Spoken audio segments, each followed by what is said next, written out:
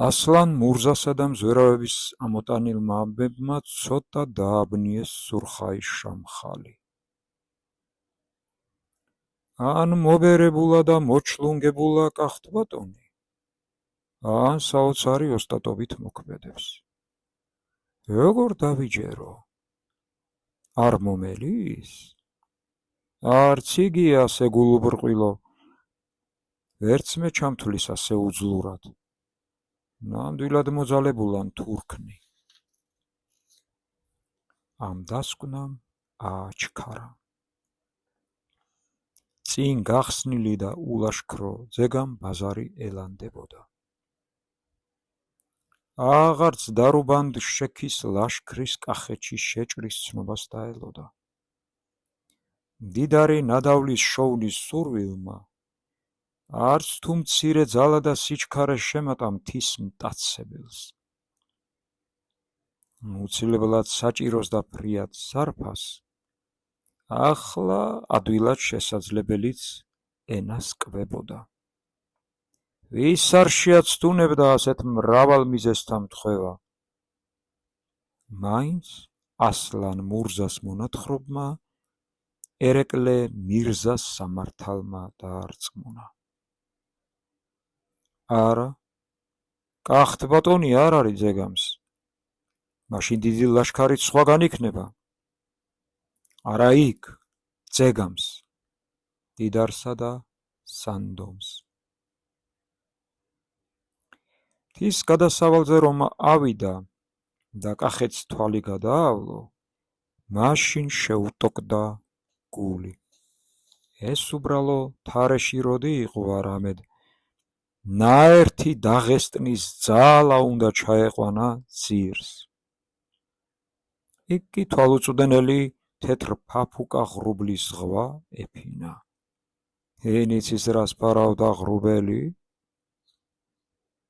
ბედსა და დოვლათს, ბედსა და დოვლათს, თითქოს უსისწინებდა ზეკარის სიო მისანი თუ მაცდური სიო. მართალია ძლივს, მაგრამ მაინც აიძულა თავი. ქურანი შეაჩერა. ერთი ბრძოლა გადახდა, არც გული უდგებოდა, არც ქურანი. შეეჯიუტა გულს. სიფრთხილე და წინდახედულება იკრიბა. დაქვეითდა და ბელადთა თათბირი ბრძანა. გუნდები გადადიოდნენ მთისკარს. რჩეული ბელადები კი შამხლის კარავში თათბირობდნენ, ასევე ჩაბჯრულ მოზიდულნი. ბუდიდან დასაფრენ არწივები ვითისხდნენ კარვის აშლილი ფრთის ძირას კი კახეთის თეთრი ზღვალი ვლივებდა და კურთხლავობდა. სურხაის შამხალი ერთსა და იმავეს ეკითხებოდა ყველას. მათი აზრის გაგებას სცადდა, უფრო კი თავისას ამოწმებდა. რა სიტყვიან დიავ? დრო არის თუ შევიცადოთ კიდევ? შეგდარუბანდელთ ჩამოდგომის ნიშანს ველოდოთ? ისევ დავჩხრიკოთ გზები? ან დიავ, რა დაასკვენ? სად არის კახის კანდერი? დიდი ლაშქარი რატომ არ აჰყავს ძეგამს? კახეთში ნაელჩარშვილს 4-ში იღებდა კითხვებით. დროზე, დროა, უეჭველად თურქნი მოსდგომიან განჯა კახეთის საზღვრებს, ჩვენ კი ჯერ არ გველის. ისიც აქედან. დასწრებაზეა საქმე. პირველისა სახელ სახრავი. გადმიშვი, მამაო, მე ყველაზე უფრო მეტად მაქვს ჯავრი და შური. წადი. მაინც აქედან რად არ უნდა გველოდეს ძეგამს? ახლა ყაზი ყუმუხელ ბელადს ეკითხებოდა სურხაი. მთის გზა ნაადრევია დიდი ლაშქრისათვის. ასე ფიქრობენ ბარში კახნი. ჩვენს ეს გვინდა. გამიშვი, წავალ.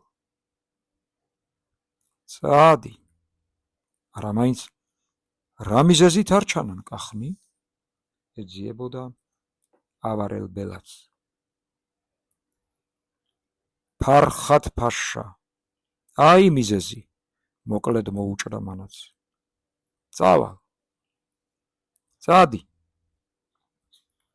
ყოველი ნაპასუხარი ბელადი ჩრდილად გადაეხატებოდა ღრუბელ ხალიჩას და ამ თეთრ ზღვაში მოჩვენებასავით ითქმებოდა, იძირებოდა. არა, მაინდა-მაინც რატომ ფიქრობ, კახნი არ მოგველიან ჩვენ? ახლა ყაზინჩელ ბელაც აცივდებოდა შამხალი. ჩვენი მომლოდინი ასლან მურზას არ გამოუშვებდნენ კახნი. სახს არ საგრერიგად არ მიელტვიან გურჯინი. იქნებ განგებ. სხვარს მთაში არ დაზძრავდნენ ჩვენს მოლოდინში. იქნებ ესეც განგებ. მძევლად წარგზავნილი შვილი დაგებრუნა. მოყრობაზე უარი გითხრა, ყველაფერი განგებ. სტამბოლიდან წვევის ჩაუში ამოგივიდა. ესეც განგებ. მოთმინების აღვირი შეუწვრილდა ყაზანჩელს. გამიშვი მეჩქარება კახის კანდერს გონია ურუსტ ციხის თერგზე დაგვაბა ყველა. ნახოს სიბრძნე თავისი საქმისა. წადი. ელიმ შამხალი გვერდით უჯდა სურხაის და რაც უფრო ცოტა ნირჩებოდნენ სეფეკარავში, მით უფრო ეუფლებოდა შეშფოთება ელიმის გაბზარულსა და შეეჭმებულ სულს. მას, ელიმ შამხალს, ნახევარ საშამხლოს პატრონს, უმცროსის მომდევნო ძმას, ბუინაკის მფლობელს, წესით პირველს უნდა შეკითხოდა უფროსი ძმა დიდი შამხალი. ტარკას მფლობელი ახლა კი თითქოს ყველა. წვრილ ბელადიც კი გამოკითხა, ყველა გაისტუმრა, მას კი თითქოს ვერც ამჩნევს აქა. ბოლოს ძმები მარტო დარჩნენ. ერთხანს დუმდნენ. ცხენბედაურთა გამომწვევი ჭიხვინი და თქერის ხმა შემოესმათ გარედან. ლაშქარი სწრაფად გადადიოდა მთის ყელს. ასე ზვავივით და ასე ნაკლებ ხმიანი სვლა მხოლოდ მთიელთ შეეძლოთ. ელიმ, მომდევნო ძმა ხარ ჩემი. დედა ჩემი და დედა შენი მამა ჩვენის ცოლ რჩეულები იყვნენ. აგრეინება ალაჰამა და მამამ. მე რომ რამე შემემთხვეს, შენთვის მსურს საშამხლოს გადმოლოცვა. ყველა ბელადი და აქსაკალი ვფიქრობ შენვე გირჩევს. წყარბ შეუხრელა და თვალ დაუცდენლად უთხრა ძმას. მაგრამ არც ელიმ შამხალი დახვდა ხამად. ძმები კარგად იცნობდნენ ურთიერთს. ისიც იცოდა ელიმმა, რომ უფრო ძმას თავისი უფროსი ვაჟის სახში ტარკას დაეგდო. სწორედ ამ რაიმე შემთხვევის შემთხვევაში გასაშამხლებლად. ალაჰი ნუ მომასწრებს შენს საუბრს. იცი რა საჭიროა. იცის, განა არ იცის, რომ შესძლოს თავად დააჩქარებ და ასე ვთქვათ რაიმე შემთხვევას ქვეშეცნეულად ახლაც იყნოსავს, რომელიღაც თავისთვისაც გაურკვევ ნიშნებით აგრძნობს. აქ სადღაც დოღუზის თავია ჩამალული, მაგრამ რო ვერ მიაგნო, მართლაც და საალერსოდ მომწიფებულ გოგოს ღამის ნატვრა ბოდვაში გურჯი ბატონიშვილის ხსენება აბარასაბუთია. მარტოდენ იგი არ კმარა. სხვა რამესთან დაკავშირებით კი იდით საბუთებს, მაგრამ სწორედ ეს სხვა რამე თუნდაც მცირე საბუთი ვერ ჩაიხელდა. რა არ იღონა, ვინ არ შეუჩინა, კახეთის კარზეც კი გაგზავნა განგებ, მაგრამ ამაოდ. შამხალმა კარვის კალთას ხელი გაჰკრა, უფრო გაშალა. თეთრ ღრუბელა ზღვას ამოწვერილი მზის მუზარადის სხივი გაგკროდა. კარავთან ორი ცხენბედაური ტოკავდა და ლაგამს ღრნიდა. ერთი ქურანი იყო, მეორე კი თეთრონი, კახეთის საზე გადაშლილი ღრუბლის ფერი. იქნება მიტომ. იქნებ რაიმე სხვა ფიქრს აწვდნენ თუ ფიქრ უწვდნენ მიზეზის გამო, შამხალმა ძველი წესი იაზრა. თავის ძმას მიუბრუნდა. ძმათა წესია, იარაღი გავცვალოთ დიდი ომის წინ. ძმა ბატონი ბრძანდები, უმალ თავისი სიათა და მოჭედილი ხმალ ხანჯალი გადასცა შამხალს. არა, მაცალე, ზეგრძნობამ ბრმად ფიქრის ლანცხვას სხვა ლანცხვებიც ამოაყოლა. შენი ცხენი თეთრონი მომწონს, ამ ღრუბლის ფერია. მასზე მჯდომი თითქოს კახეთის ცის ღრუბლებზე მცურავს საგავს. ოდნავ აღგზნებულად, მაგრამ სიტყვა მარცვლულად შეეუბნა გარინდებულ ძმას. იცი რა, მოდი საერთოდ გავცვალოთ აბჯარ ჩაჩქანი. ცხენი იარაღი, დღეს შენი შამხლე, ჩემთან ერთად. ხვალ კი, თუ და სიტყვა გასწყვიტა, წუთით გაოგნებულ ძმას შეაკვირდა. რაო? ჩემი ბედი ხომ არ გაფიქრებს? ან გიმძიმს იქნებ? და ფარული ეჭვი ფოცხვერივით გამოუხდა თვალებში. დაიბნა, აშკარად დაიბნა ელიმ შამხალი. ნუ თუ იცის, გაიგო თუ იგრძნო. სუნი იკრა, ფარული შიკრიკი თუ დაიჭირა, შანთის ქვეშ შათქმევინა? ან იქნებ სალიხას, იქნებ კახეთიდან. ვეღარაფერი იაზრა.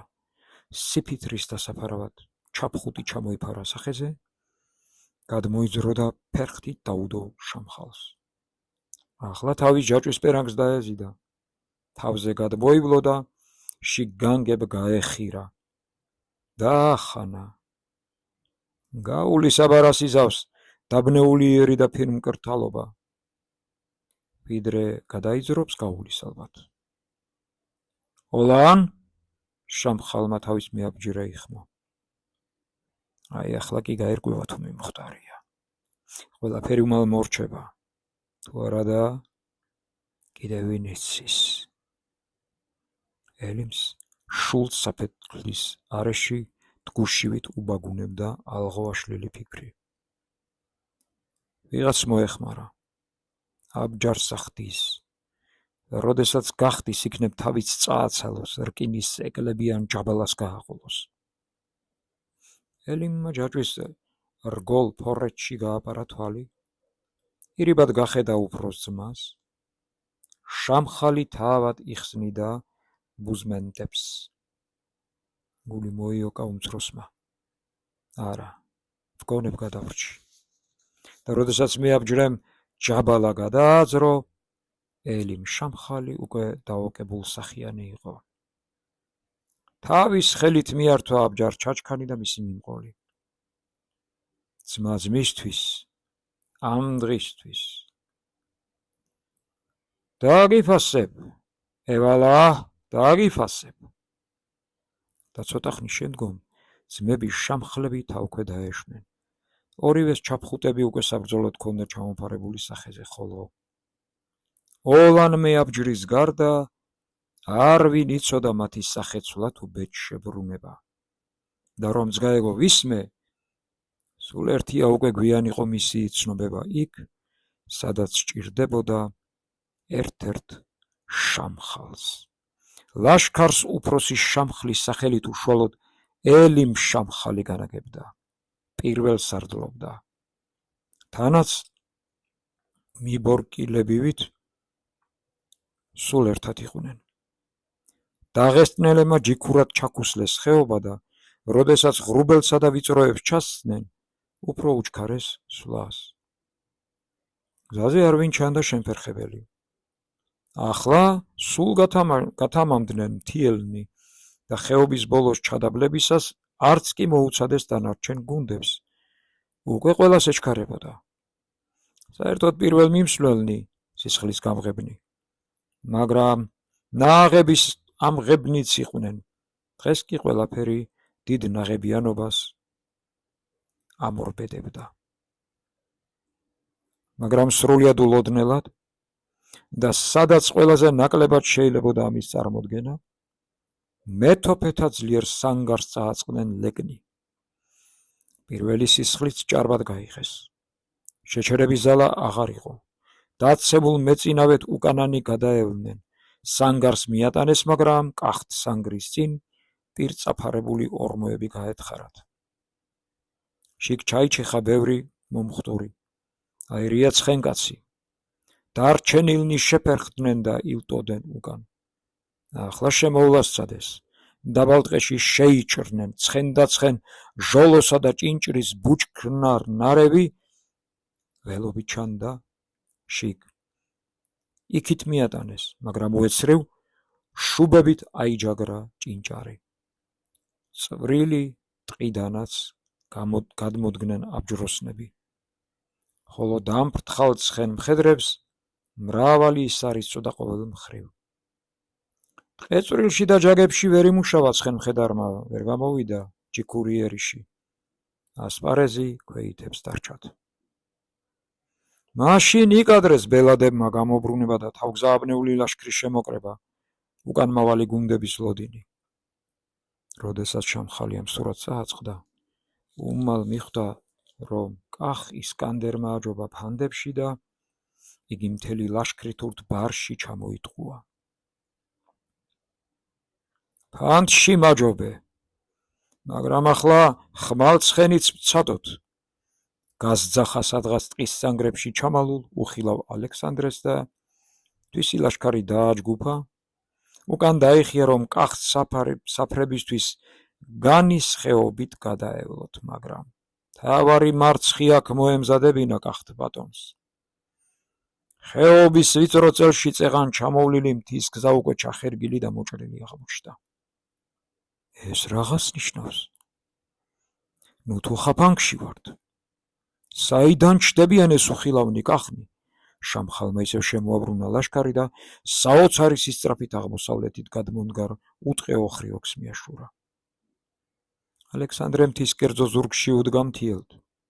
მაღლობიდან ხელისგულივი დასკეროდა ლეკთა ბორიალს და ძალაუნებურად იხიბლებოდა. სხარტად კი იცვლიან მხარსა და გზაკვალს? და ხეთ როგორი ფრთათაგანი გახკრეს? ახლა ცერაცვლა? თაშიც ცოდნიათ პირ შეწყობილი ცხენდავლური, მაგრამ სადღაც აგვივლენ. მართლა ამ უვალ ხრიოკზე ხომ არ ფიქრობენ ცხენ და ცხენ გადაფრენას? ალბათ ხრიოკის ბოლოებში უზრახავთ გაჭრა. ალექსანდრემ განაბულად მოზიდულ ამალას მოავლო თვალი. თამას, იქ გაჩნდი, ქეშად ჩაასწრებ. ბოლო სანგარშველა მიეც. მარცხენა ფრთა მოსწურე, ერთიც ამოვაბრუნოთ მტერი. ვაჩნაძე მარდად გაქუსლა. მარქაფა გუნდიც გაიყოლა, მაგრამ აქ ის შეცდა კახთ ბატონი. უფრო სწორად, იგი კი არ შეცდა, არამედ შამხალმა თუ მისმა ლაშქარმა სასწაული მოიმოქმედეს. ჯერ თვით სარდლები ცხენდა ცხენ შეცვივდნენ უვალ ხრიოკზე. თეთრონი და ქურანაკატებივით აებღოდნენ კლდეს. ნაშვებ ღარში აისწრაფნენ, მათ ლაშქარიც მიჰყვა, ყიჟინ ძახილი და ქვათაცვენის ხრიალ-ხრიალი შეაყენა.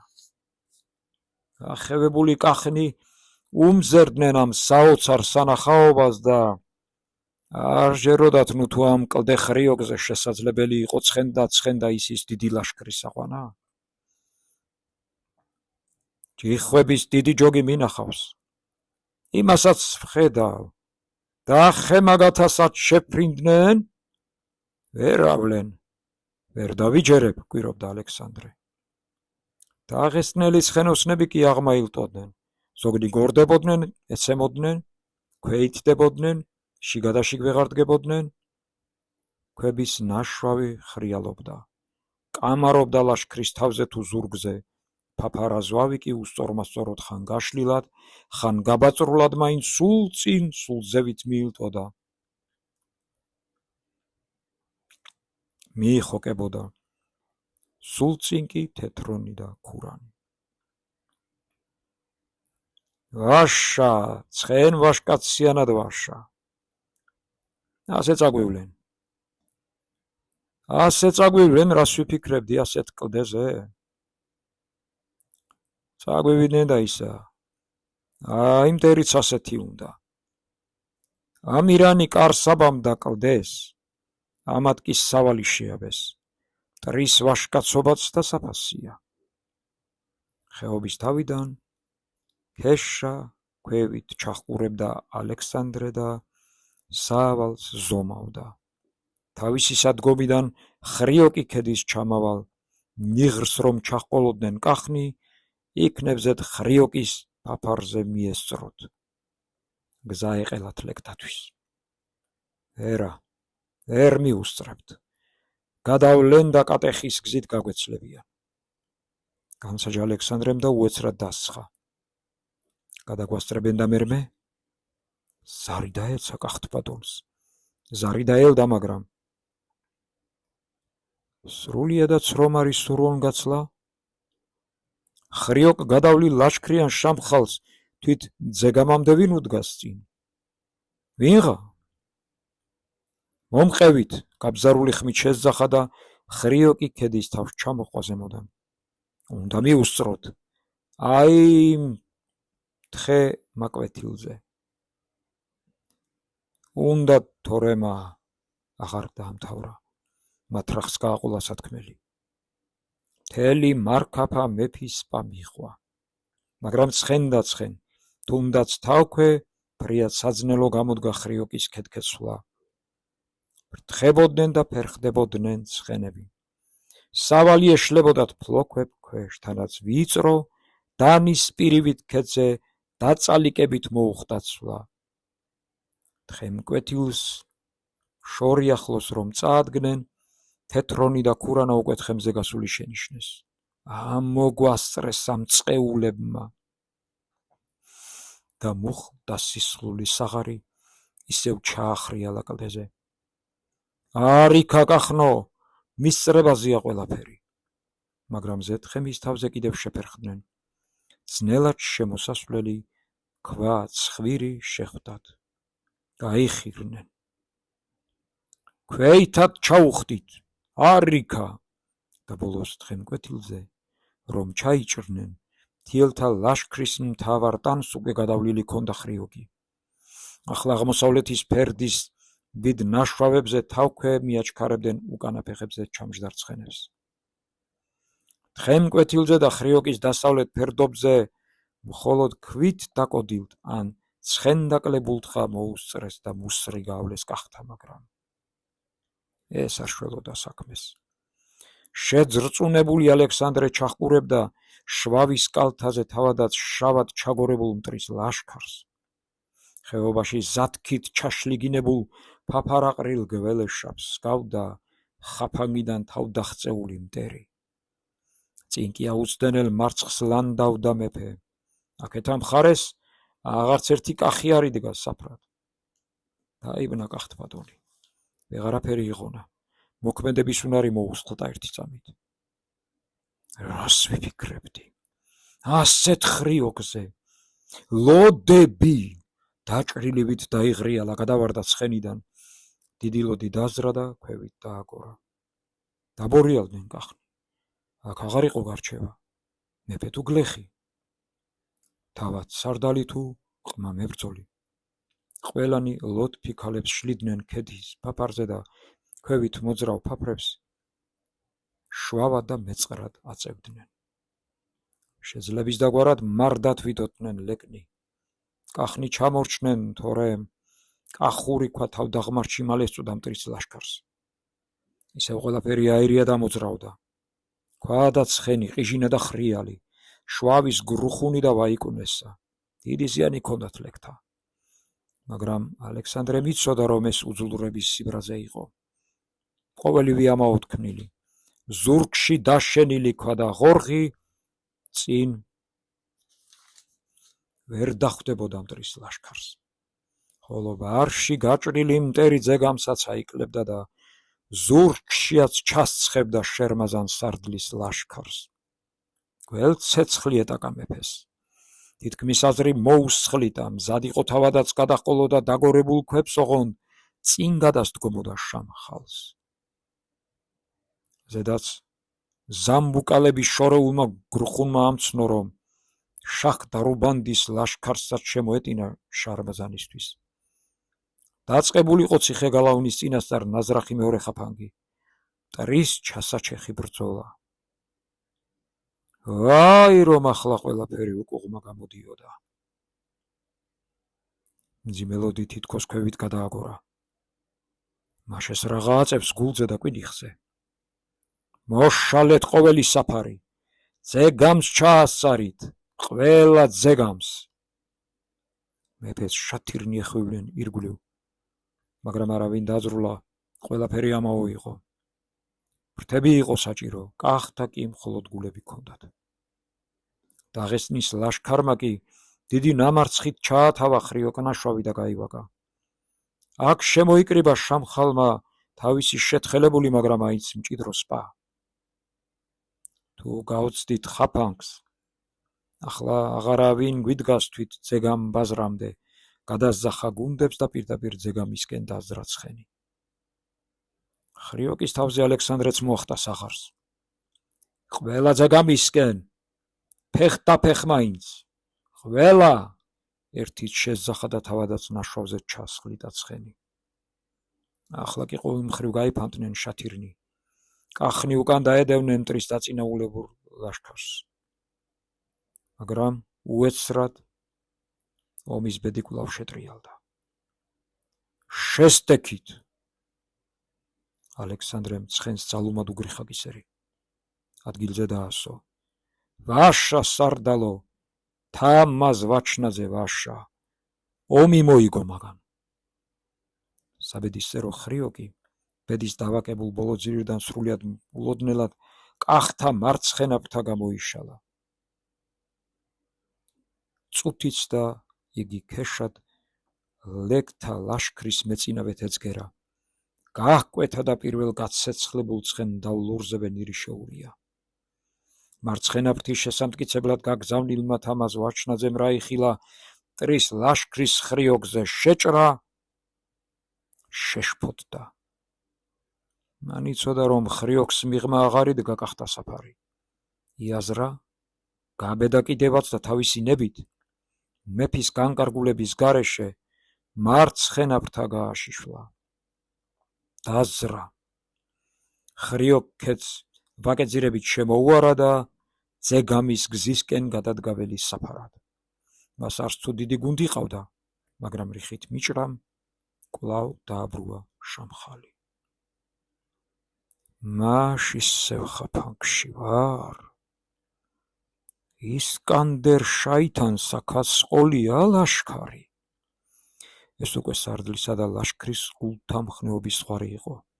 საღი და განჭვრეტილი ომის წარმოება, გამარჯვების მცდელობა ძირმოკვეთილი აღმოჩნდა. უმალ ვაშკაცობაც მოისხლიტა და მაშინვე ყველაფერმა გაზვიადებული ხასიათი მიიღო. ქვემოდან გავეშებული ყიჟინა და მედგარი იერიში მოსდევდა, მოიჩეხებოდა ზემოდან კი ქვა, ცხენი, კაცი, ზვავი თუ ზათქი ერთად ჩამოდიოდა და ვიდრე მთის გზისაკენ თითქოს კიდევ იყო წვრილი სავალი, თავის შველისა და გადარჩენის შიშველი ალღოძირი ამოქმედდა. ყველაფერს დარია ხელი. თისაკენ, თავს უშველეთ. ეს ხა გადაზახა შამხალმა თავის არეულ ლაშქარს და თავადაც კავკასიონ დაღესტნისკენ იბრუნა პირი. ალექსანდრემ ახლა მთის შემკვრელნი უფრო მარცხნივ გადმოანაცვლა. ყველა გასწვრივი ხეობის, თავები და იალაღების პირების შეკრა. ისევ ხაფანგშიგნით აღმოჩნდა უკვე შეკრული და წელგატეხილი მტერი. ქვედა საფრებში დარჩენილნი კი წილბანის მთის ძირში იხმო. ახლა უკვე უეჭველი გამარჯვების შემდეგ ამ მთაზე უნდა აენთო. აეშვა სამისვეტი კვამლისა, შერმაზან სარდლისთვის სანიშნოდ. ალექსანდრე გაფაციცები დაეძებდა თავის ძველ, კინაღამ გამარჯვებულ მტერს. ბოლოს თავ ჯგუფში შეამჩნია ქურან თეთრონის ცხენოსნები.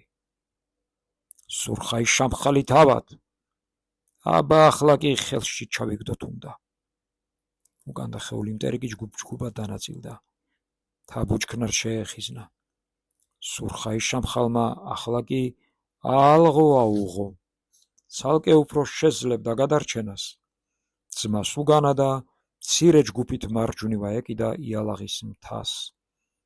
შამხლის ბედის უნებური ნაცვალი კი ხეობას შეეხიზნა. ჰე, დანაწილდნენ, მით უმჯობესი. აბა ერეკლევ, შენიცი, შენი ხვედრია, ყველაზე უფრო შენ გეკუთვნის შამხლის პყრობა, თეთრონს კი გზა მიეცით. ერეკლე, ზაზა და სხვა ახალგაზრდა თავადაზნაურნი ურთიერთს ეჯიბრებოდნენ და გაშმაგებით მიქროდნენ მთა. ერეკლემ თეთრონს გზა მოხერხებულად მისცა. შორიახლოდან ნატრაც კი გაატანა მთისიქით თავის იდუმალ დანიშნულთან, ხოლო ხეობის თავისა და იალაღის ზღვარზე თავის ჯგუფთან ერთად გზა უყელა ლეკთ ბელადების ჯგუფს. ჯერ თოფი დაასცეს ქურანს. ცხენი ყალყზე შედგა და 4 ფეხით ჩაჯდა. სისხლ დადენილი ტუჩი წაჰყო აღმარჩში. ერეკლეს დაქვეითდა და მისი ამალაც. ერთად ეძგერნენ, დაატყვევეს დაცემული მხედარი. დაგვჩი შამხალო, ტყვემ ათრთოლებული ხელით გადიძრო მუზარადი. განცვიფრებულ ერეკლე ბატონიშვილის წინაშე მისი სასიმამრო ელი შამხალი იდგა და ჭირის სოფლში იწურებოდა. ზედაც ალექსანდრე მეფე მოიჭრა. ელი შამხალი? ვაგლახ, მე გახლავართ კახტ ბატონო. ალახმა და ჩემმა უფროსმა ძმამას ეინება. ალექსანდრე უმალიაზრა, თეთრონი არ გაუშვათ. თეთრონი, ჯილდოდ გათავადება. თეთრონი, ძახილი ცეცხლ შენ თებულ პატრუკივით ასდევდა ხეობას, იალაღებს, აღმავალ ტოლვილსა და მდევრებს.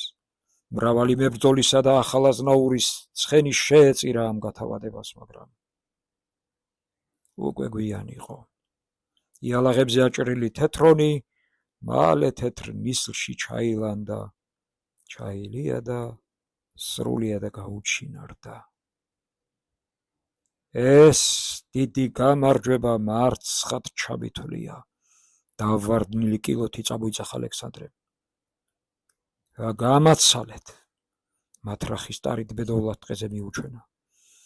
ახლა იგი მზად იყო თავის ხელით გაემათრახებინა მომავალი მძახალი. ერეკლე ბატონიშვილმა მარქაფა ცხენი მოართვა. თავის საპატიო ტყვეს. თავჩაქინდრული ალექსანდრე თავქვე მიყვებოდა ხეობას. იგი აღარც კახთა ანთებულ თვალებს ამჩნევდა, არც აქა-იქ გავარდნილ ყიჟინასა და ჯერაც მოუთაებელ დევნას. არც გზა დაყრილ და ჩეხილ მთიელს ჭრედდა მისი ბასრი თვალი. აღარ უსმენდა უპატრონოდ გაჭრილი მსაოცარ ცხენების ჭიხვინს, რომელთაც წეღან ასეთი ხრიოკი მხედრიანად გადავლეს და უეჭველი გამარჯვება კინაღამ ხელიდან არ წასთაცეს კახტ ბატონს. ეს ყოველივე აღარ უღებდა კრიჭას, აღარ უხმიანებდა საბრძოლო გულს. კიდევ წამივიდა ეს მელაკუდა, კიდევ. დიდი ბრძოლა მოვიგე და მერე რა? ისევ თავიდან უნდა დავიწყო თამაში. აქ ხომ ისე არ წყდება საქმე. ვინ გაიმარჯვებს ერთ ბრძოლაში? არა, აქ ძირიანად უნდა შეიცვალოს საქმე, თავით ბოლომდე. თავი კი წამივიდა. დიდი გამარჯვება დამიტოვა, მაგრამ თავად წამივიდა. ხეობის ბოლოში შეფენილ ტყეს ჩხრეკდნენ და ცხრილავდნენ კახნი. აქ მრავლად შეხიზნულიყვნენ გადამთიელნი. ალექსანდრეს მუდამ ეზარებოდა ტყეების დანახვა. მათ ხოვრობა და წელმოხრილი გლახაკობა. პირი ებრუნა, გზა და ფიქრი განაგრძო. ჩემი შეცდომაა, ჩემი. ორივეს დატყვევება უნდა მებრძანებინა. ომში ვაჯობე და ბედში მაჯობა და ხესად გაუმართლა. ომშიაც ცოტას გასწყდა. ხრიოკის წკაპზე იყო საქმე. არ გადადგომოდა თამაზი, არ გამოეჩინა და ფიქრი გასწყვიტა. აღრენილ გუნებაზე ყელში უამური სიტყვა მოადგა. არა, მაინც როგორ გაბედა თვითნებობა. ცხენს ლაგამი ჩამოკრა, მოსწურა, აიჩქარა. არ გაებედნა, ნახავდი ძეგამის რბევას. ამალა ჩამორჩა, განზრახ ჩამოშორდა, შორი ახლოს მოყვებოდა. ყველა მიცოდა მეფის ხმამაღალი ფიქრის მოწმის შერისხულობა. ხევის ბოლოში, ფრიალო კლდის ყურეში, თოფის დიდი ბათქი ისმოდა. ისრების სისინიც ამჟღავნებდა ჩაჩი ხულთა სიმრავლეს. აქ ლეკთა დიდი გუნდი შეხიზნულიყო. გზა მოჭრილნი და განწირულნი სასიკვდილო ბრძოლაში უჯდნენ ქვის ძირებს და არ ნებდებოდნენ. კალოს ლეწავთ? შეეკითხა ალექსანდრე კლდის ირგვლივ შემომდგარ კახთა და ქვევით ჩაჰყვა. პასუხსაც არ მოუცადა. ვაკის ბუჩქნარებში ჩაქვეითებულ ლეკთა დევნა უკვე კურდღლაობას გავდა. აქვე შემოეყარა ცხენიანად ოფში გაწურული ხმალსისხლიანი თამაზ ვაჩნაზე. მიპატიებია თვითნებური ბრძოლის განგება, ხჯუდ მიაძახ ალექსანდრემ. მერმე გაეღიმა, გული გაეხსნა. ვაშა სარდალო, დიდი ვაშა მithქვამს. შენია დღეის ბრძოლა და თითქოს ღიმილმა ყველაფერი აახმიანა ირგვლივ. ხოლო ყველაზე უფრო ძეგამის მხრიდან ქარმოტანილი მყეფარე ხმა ზამბულაკისა. ალექსანდრეს ისევ მოუღვივდა ბრძოლის ცეცხლი. აქ ბოლომდე მიიყვა საქმე. მერმე იგელი, მე კი მარჯვენა ფრთასა და დანარჩენთ წავიყვან. დროა შერმაზანს ჩავეშველოთ. ხომ გესმის ჯაბას ზამბულაკის ხმა? მესმის, მეფეო ბატონო, იქ ალბათ ციხე გალავანთან ჩაღდება ბრძოლა. და თამაზმა ცხენი მოსხლიდა, ჩაუქროლა მეფეს. ცხენის ოფლის სუნმა ნესტოები აუთამაშა ალექსანდრეს. მანაც ცალი დეზი შემოკრა საღარს. წილბანის თავზე სანიშნო კვამლის ორი სვეტი უკვე ბოლავდა. თის ძირას შეგროვილ მარჯვენა ფრთასა და მესანგრეებს ცხენ და ცხენ ჩაუქროლა ალექსანდრემ და ძეგამის გზაზე გრიგალივით გაიყოლა. ნიშნად გამარჯვებისა და მაშვლად დაძვრისა შერმაზან სარდლის დასანახავად და საგულისხმოდ ახლა მესამე ბოლ სვეტი ავარდა წილბანის თავზე.